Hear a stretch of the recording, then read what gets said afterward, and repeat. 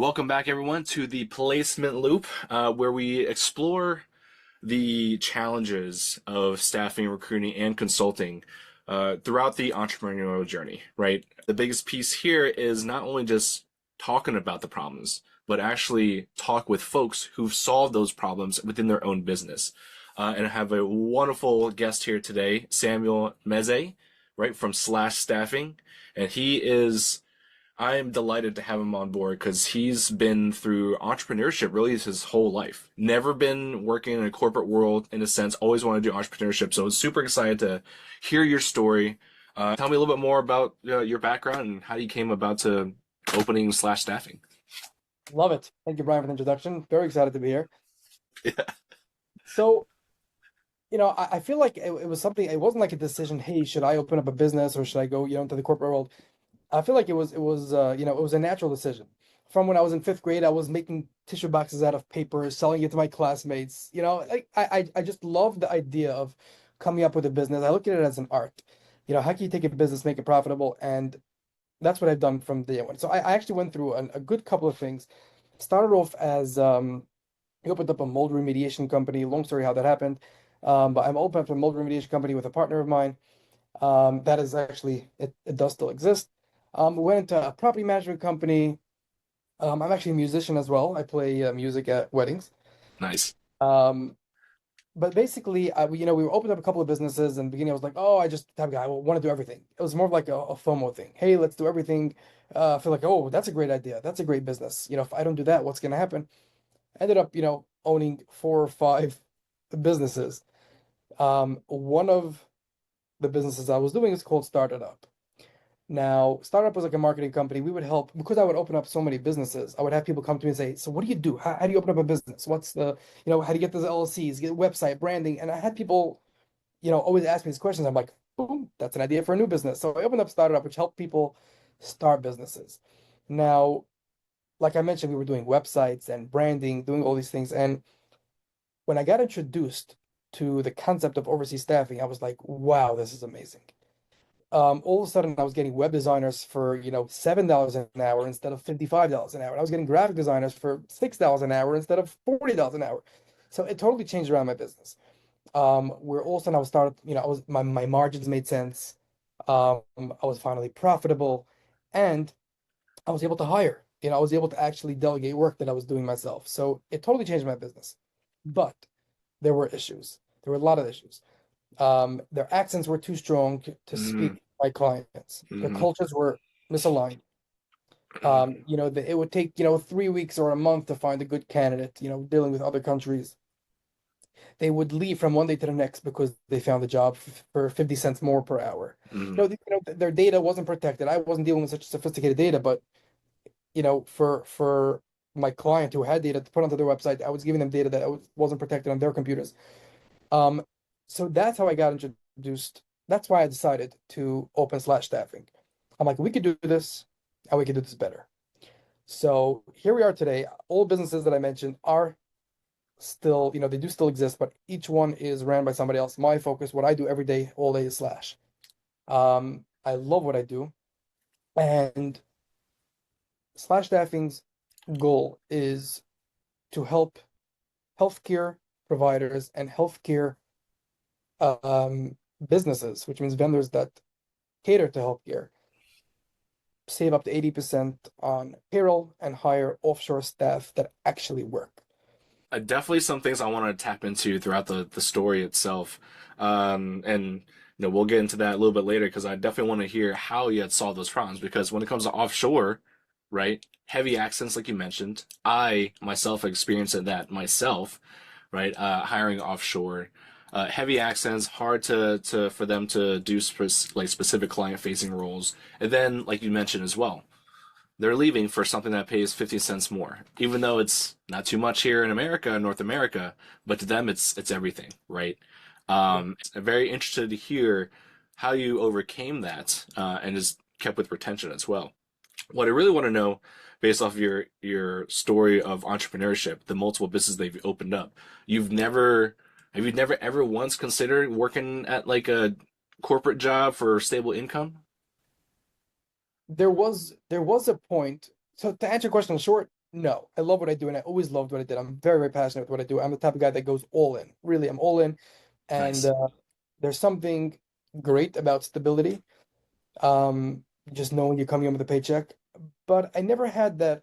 Yeah, of course, you're running a business. I'm not here to fool anybody and say, oh my God, it's just amazing. And oh, it's always the flow of money. Absolutely. Plenty of hardships. There are plenty of weeks that I'm like, oh my gosh, how am I paying payroll? Yes, of course. Yeah. No, no, you Hmm. know, there's no hiding that. But it's the pros just outweigh the cons, and I love what I do. And there was one point that I was this is like before I opened up my first business that I was managing a jungle gym, but it was very temporary. It was almost like it came my way. I'm like, hey, let's do it. I'm playing music. I have time. Let's do it. But the place ended up shutting down. That's what great of a job I did there, Mm, and yeah. we ended up doing what I wanted to do. It's just run businesses, own businesses, operate them, and I've been loving it since. Yeah. Yeah. It's something I would probably say fulfilling. That's what it comes down to. It. The reward and the fulfillment that you get from seeing outcomes based off of what you put in, right? Sometimes when we work that corporate job, and it's always been in the back of people's minds where they're working a corporate job, they're doing amazing, they're getting a 3% raise every single year, if that, right? If it's not a promotion, and they go home and kind of just chill out, right? There's people for that, right? But when it comes to folks who have that itch in the back of their mind that, hey, should I start a business, want to be an entrepreneur? I think the biggest piece to kind of take away in is that regardless, the grass is never really greener. It's all about how you really adapt to it, and the outcome of working for someone else always ends up being not as rewarding of the outcome that you kind of get for your own. So, I look at it like a challenge. Like I mentioned before, I look at business like it's like an art. How do we take this business and make it profitable? Well, there's going to be a lot of obstacles. How do we get rid of them one by one? And it's really a challenge. And if I'm the type of guy who goes all in, and I come home 5 o'clock, I'm like I'm going to be itching to work. If I'm just with a regular job, like what do I do? And I want to grow. I want to grow something. yep, So yep. entrepreneurship was always something that spoke to me. So, out of the problems that you saw with just essentially work in the actual field, getting feedback from clients and customers, how did you solve these problems? Great. So obviously this was a work in progress. It didn't happen overnight, but we wanted to identify every single issue that we saw, whether with employees that work for us or whether with employees that are working for our client, and solve every issue one by one. Um, One thing I want to clarify, when we started Slash Staffing, we were not focused on healthcare. We were like, hey, we'll service, every industry. And of course, we still service every industry, but our primary focus is healthcare as of now, but it wasn't always like that. So we were focusing on all businesses, and we were getting feedback from our clients, and we'll go through how we solved every issue. So of course the main issue is the accent. People complain, hey, look, this is a client facing role. I want to hire somebody to be customer service, but that accent, oh my God, I want to hang up the phone. So Yep, yep. we actually partnered with an AI accent correction software that changes the employee's accent in real time. It's a really, really cool feature. It does not change their English, but it changes their accent. So you can have an employee with a strong Philippine accent, and it'll change them in real time as they're talking to a US accent. It's a really, really cool thing. That's Uh, insane. That's insane. Did you guys uh, build that yourself? we partnered Or with a company. We did not build it fully okay, ourselves. No. okay, gotcha, We were able to make small edits what's important to us, but we didn't fully build it ourselves. No. gotcha. Okay. Mm, The culture is being misaligned. Every single one of we call them slashers. The employees that we hire, we call them slashers, slash staffing. So every single one of our slashers receives a US work culture course before day one of working. nice. So, of course, nothing's magic. It's not like, hey, course, and all of a sudden we are an official United States citizen. It doesn't work like that. But we let them know what the differences are, what's important to a US business owner as opposed to, somebody in the Philippines. When a US business owner says this, don't get insulted. That's not we don't mean it as insult. We're way more fast paced. You don't have to say sir and ma'am. You don't have to send emojis with every message. Anybody who ever works someone offshore knows what I'm talking about. Hmm. We give them a culture course explaining the differences between their culture and our culture. And we have culture courses separately for every country that we hire for. We're currently in over 20 countries, and we have separate culture courses for each. country. Another issue we were running into, like it would take a month to hire, to find a good employee. At Slash Staffing, we're known for three things. We're known for speed, we're known for reliability, and we're known for retention. So this is one of our main things we worked on, which is speed. In most cases, you'll receive candidates from us within 24 hours. We have a huge recruitment team and a really, really fast system. Everything is automated. We use AI to help us as well. You're interviewed by someone from our recruitment team, and we have extremely, extremely good and fast system that helps us in most cases, not in every case, but in most cases, send our clients candidates within 24 hours. Um, every one of our slashers, every one of our clients receives an account manager they can speak to at any time. So for the clients, of course, you get that service. Hmm. At any time you have somebody to speak to, but for those slashers, they feel like they're part of something. They have somebody to talk to. They're not just working at home, doing their thing, and they feel like they're part of a company. We actually have raffles, we have bonuses that help Nice. them feel part of something, feel part of the Slash family. And the most important thing we do is we give them health insurance. So we offer our slashers health insurance. Now, the main reason we did that is from the day we started offering health insurance, we see for 50 cents more an hour, they ain't going anywhere. Yeah. They stay with us, they get benefits with us that they don't get anywhere else. Yeah. I don't know of another offshore company that offers health insurance. Again, bonuses, Yeah, raffles. so it would seem very complicated, right? Like offering health insurance offshore but being based in the North America. That's Correct. right. So, That's why it yeah. didn't happen, the first day. Yeah. But yeah, absolutely. It's something that we worked on and it was well worth the investment. Yeah. Yeah. And Yeah. then of course, moving on, we offered data breach and antivirus protection, making sure that the data, our clients' data are protected. We do have access to wipe their data if their device gets stolen, if they get fired or if they quit, we have access to wipe all the data from their computer. And of course, when it comes to healthcare, this is very important to have um, antivirus protection and any sort of Mhm. data breach protection where they're working on a cloud, they're working on a remote virtual desktop. And all of our employees that work for our healthcare clients are HIPAA trained. We have a dedicated compliance officer. We give them training every year. They have to pass tests. This is just, the tip of the iceberg on how we Yeah. fix the overseas staffing industry. Nice, nice. Man, you guys are doing crazy things that, to me, I've never heard of before, right? Number one, health insurance. Number two, fixing accents. That's huge. I think that's the biggest game changer as far as because I've worked with some of the folks who are overseas that are actually really good, right? They know marketing, they know ad copy, they even know cold calling because they've done it before, right? More so, but they're more of like the higher volume, like cold calling real estate or insurance, right? Not so much more on like relationship based selling, which is more so of like recruiting and staffing and whatnot. But having the ability to have them speak in an accent to where it disarms the prospect is literally game changing. Game changing. So I'm glad that you guys are doing that. Um, how many people do you have like on the team? Not these slashers, but more so in HQ that's running all of these back end systems. On our team, we Yep. are a team of, I believe, 16, maybe 17 at this point. Wow. But Wow. two-thirds of them are overseas. We practice what we preach. Yeah. Nice. Two-thirds of them are overseas. We have our full marketing team overseas, our entire recruitment team overseas, account management overseas. I'm not the guy who'll tell you that every single position is made for overseas. We'll be the first ones to tell you, hey, you're looking to hire a COO? Let's do that local, all right? Yeah.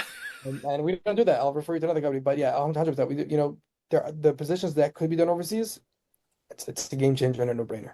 That's great. That's great. So, how long has slash staffing been operating for? So I've been dealing with overseas, this whole recruitment overseas for close to 9 years, but Slash Staffing only started about 3.5 years ago. 3.5 years ago. Yeah, huge experience in overseas staffing, but slash specifically. And when you started, was it just you and a partner, or just you?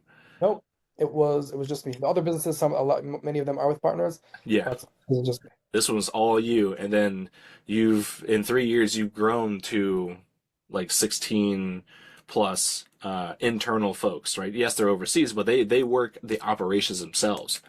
At what point, like, did you start considering, hey, I need to hire some more people? Like, was it immediate to where, like, all right, I already know what I need to do. I need to hire these people, like, in the next 90 days, or was this gradual? It's a great question, and I'll tell you why it's a great question. Because in my other businesses, when I would have to hire somebody, it would be, oh my gosh, we have to hire somebody. How are we affording $60,000 a year? Oh my, what are we gonna do? Can we Yep. afford it? Let's sit down. when I got introduced to the overseas staffing, bro, it's $7 an hour. Let's go. Let's do it. So Yeah. it was literally 1 week in. The first week I did everything alone. Yeah. 1 week in, I'm like, okay, This is dumb. Yeah. let's get someone to do this part, the parts that I'm not enjoying. Let's get somebody to doing the recruiting, the Yeah. interviews. Then it's out Yep. doing the account management, and of course, it becomes like I don't even have to think before I hire. Hmm. Overseas. Of course, I do have many local employees as well, but two-thirds of them are overseas. So Yeah. Yeah. So immediate, and it's literally like because you knew what what type of work could be replaced immediately, just so you can focus more on the business. importantly, I also know what my strong points are. And if I'm Yep. not doing something, I know I'm not going to do a good job at it. So I'm going to hire somebody right away for that. To make sure that the clients don't feel that I'm not in the mood of doing that, right? If I'm not, if I let's say I don't like doing customer service is going to be the first thing I'm going to hire for because I need to make sure the clients get the best customer service ever. Hmm. And if I'm not going to be able to give it to them, I must provide to them some other way. Oh man, that's so amazing, and that speaks to your growth, right? Having that ego aside, because sometimes a lot of the times entrepreneurs, and I kind of reference this because I have my restaurant background as well, like usually folks that want to start a restaurant are the cooks and the chefs, the ones that make the product and deliver. What they don't want to do usually is the people, the sales, right? How to get folks to your restaurant and all the other stuff that comes with it. Um, and the biggest piece is sometimes that they're so stubborn or they're so caught in their world that they don't want to hire anyone. They don't want to feel like they're inferior whatsoever, right? But once we move that ego aside and start trusting folks to be able to take stuff off our plate, that's where scaling becomes inevitable, right? No one's ever stuck. So it's and that's glad and that's your growth in such a short time, 3 years, right? After that's all the seasons of the business itself. And by year three, usually you're kind of like maintaining and then looking to scale. But you've been scaling since day one, essentially. You understood what you were not good in, and you went and hired people that are good in it to replace you in that aspect, which is Nailed it. which is great, right? So, And I stress that more for old business owners out there. Anything that you're not going to be good, not going to be good at, or you're not going to be able to provide what you want your clients to feel. You have to make sure that the clients are get what they want. That if you can't provide it yourself, make sure that's the first position you hire for 100%. hmm hmm boom, boom, love it, love it, love it. Okay, so you're 3 years in, you're in growth stage, you're now uh, setting some different channels for client acquisition and growth. What are some of the specific obstacles, both either operationally or in client acquisition, are you currently seeing, and what have you put in place, or what are you looking to put in place to solve those? Hmm. If there would be only one problem in my business, we would be gold. Every business goes through so many stages, and I think the biggest problem slash lesson I learned throughout the last 3 years is that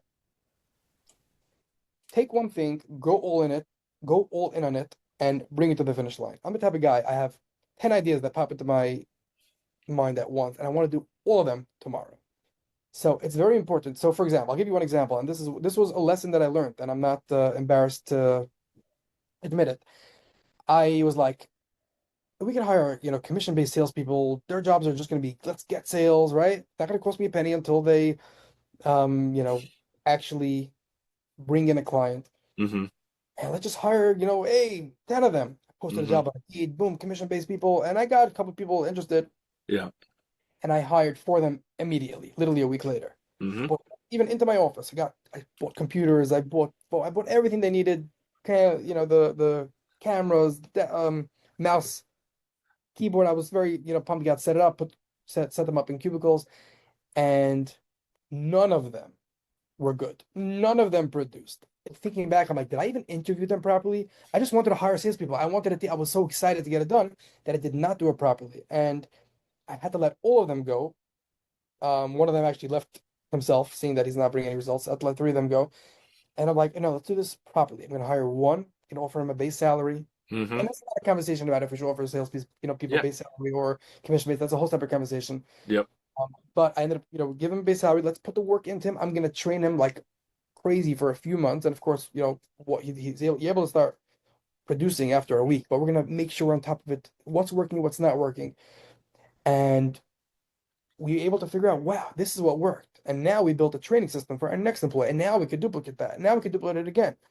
Instead of just doing everything at once, instead of trying to be, everything everywhere every day, it was very, Hmm. very important lesson for me to like take a step back, focus on one thing, and go all in. So that was a big obstacle, and I still have to hold myself back from doing these things. Like, hey, but you want to do a LinkedIn outreach, email outreach, cold Yeah. call. Take one first. Of course, you can be Hmm. doing all of them. First take one, get it 100% right, and now you have a perfect, SOP for that part of your business. And now we can move on to the next one until you nail that one. Start doing everything. You're gonna end up being, you know, in the middle of 10 things that are not complete, and it's just not going to work. So for me, that was biggest obstacle.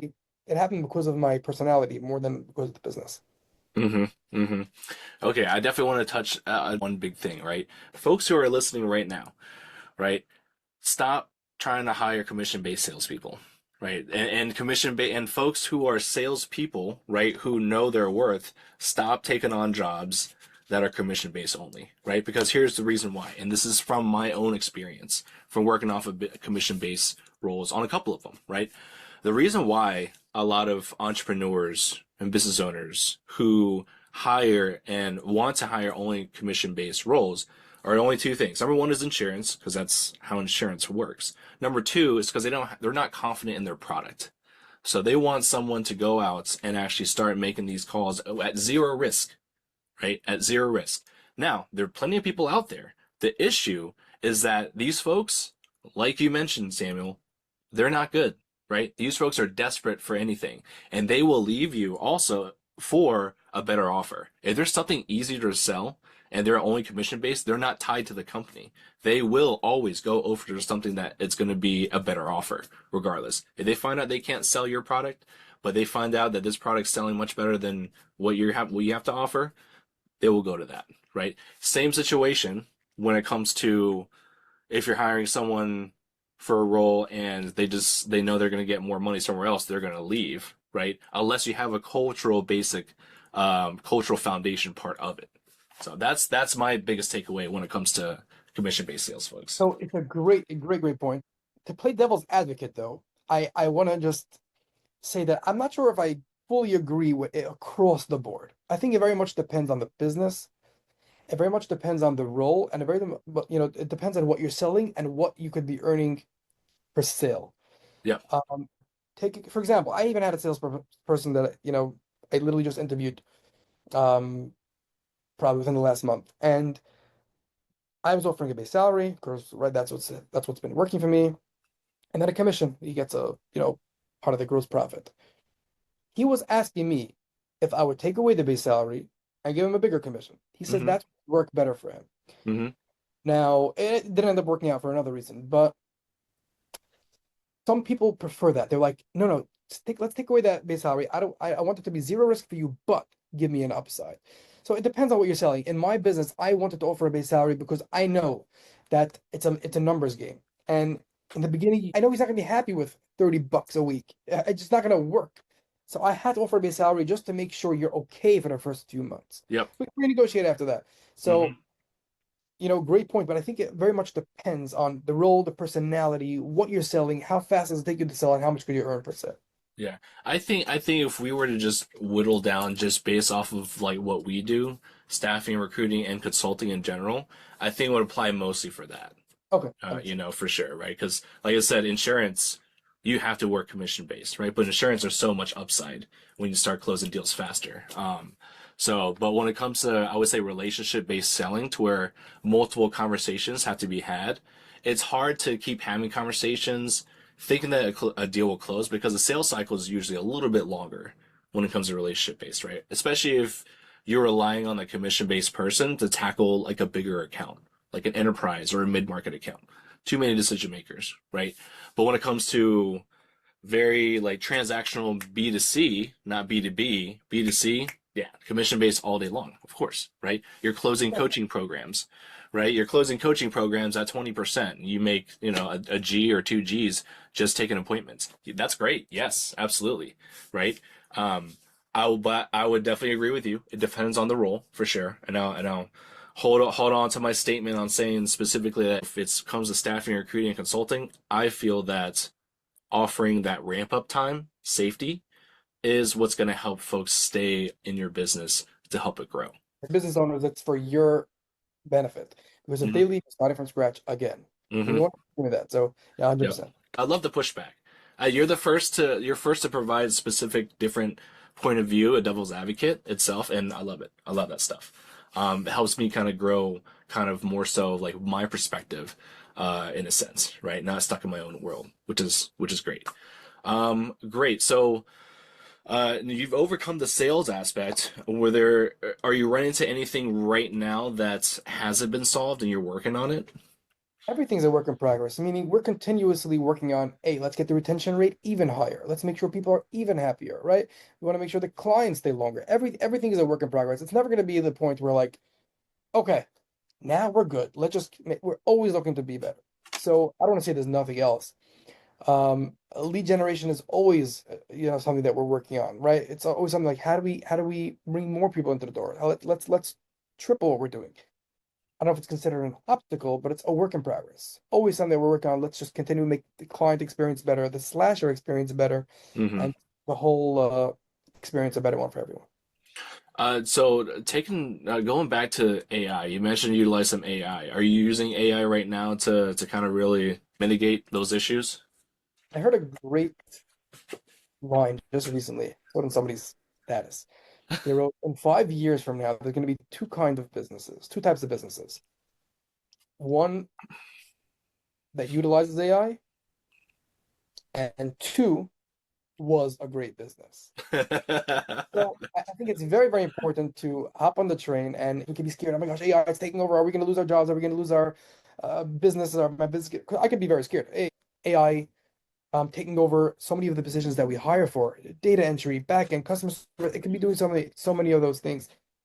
But either we could run away and be like, I'm scared, or we could be like, no, let's utilize AI so that we become faster, better, and more efficient than what we do. So what I use AI for many things. Of course, there's the regulars that everybody knows about, but one of the cool things that we do, which is one of the main reasons we are able to offer candidates within 24 hours, is we have, of course, the manual recruitment department, which we must go through them before we endorse you to a client. But we have an AI recruitment department as well.